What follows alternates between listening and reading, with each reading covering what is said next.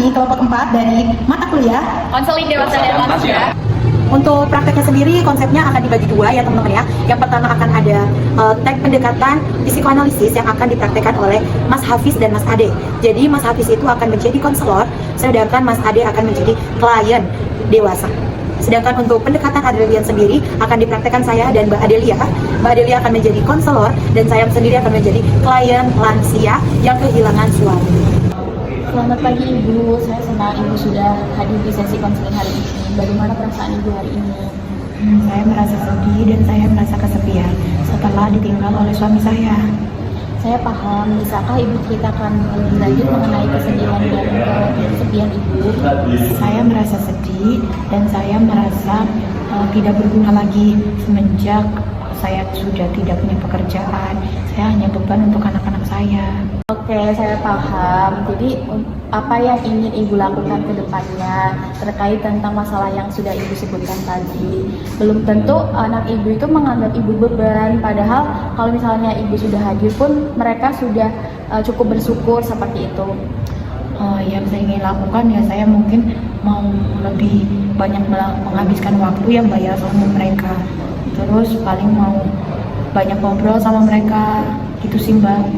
Iya, itu ide yang bagus. Jadi dengan Ibu melakukan kegiatan dengan anak-anak Ibu, banyak waktu sering berkumpul, itu akan merubah pikiran Ibu yang tadinya Ibu berlarut-larut dalam kesedihan.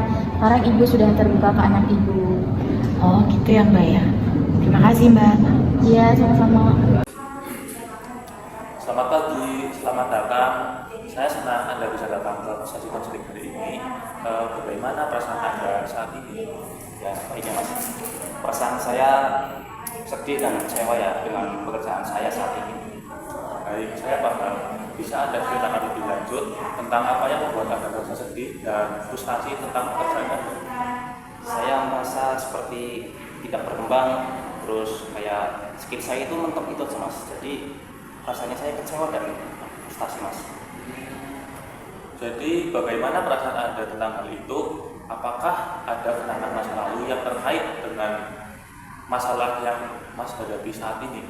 Ya, perasaan saya dari kecil ayah saya itu tidak pernah menguji saya gitu. Saya paham. Sepertinya Anda memiliki perasaan yang tidak cukup baik ya, terkait dengan pengalaman Anda yang di masa lalu.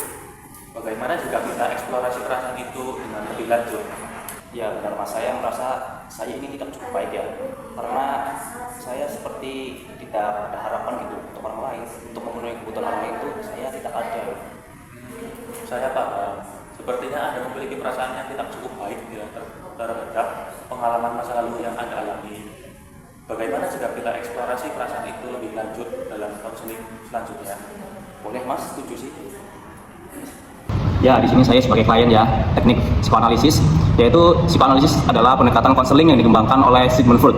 Pendekatan ini berfokus pada menggali atau pemahaman masa lalu dan bawah sadar klien untuk memahami penyebab masalah saat ini. Terus yang kedua ada mengidentifikasi pola pikir dan perilaku yang tidak sehat serta membantu klien memahami dan mengatasi konflik bawah sadar.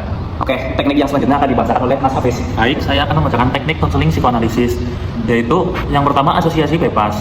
Klien diminta untuk mengungkapkan pikiran dan perasaan mereka tanpa sensor. Yang kedua, analisis mimpi. Klien diminta untuk mengungkapkan mimpi mereka dan menganalisis maknanya. Dan yang terakhir, transferensi. Konselor membantu klien memahami bagaimana perasaan mereka terhadap orang lain dipengaruhi oleh pengalaman masa lalu. Oke, kembali lagi teman-teman sama aku. Di sini aku mau menjelaskan tentang pendekatan Adlerian. Adlerian itu adalah pendekatan konseling yang dikembangkan oleh Albert Adler. Nah, di sini tuh pendekatannya itu berfokus pada mengidentifikasi tujuan dan keinginan konseling atau klien, mengembangkan kesadaran dan tanggung jawab klien, mengatasi perasaan yang mengganggu pikiran-pikiran klien. Baik, teknik Adelian itu ada mengidentifikasi ganjuk. Jadi konselor itu membantu klien memahami pola pikir dan perilaku mereka. Kemudian ada mengembangkan kesadaran. Konselor itu membantu klien memahami bagaimana pikiran dan perilaku mereka mempengaruhi kehidupan mereka. Kemudian ada mengembangkan rencana. Konselor itu membantu klien untuk membuat rencana mencapai tujuan hidup mereka.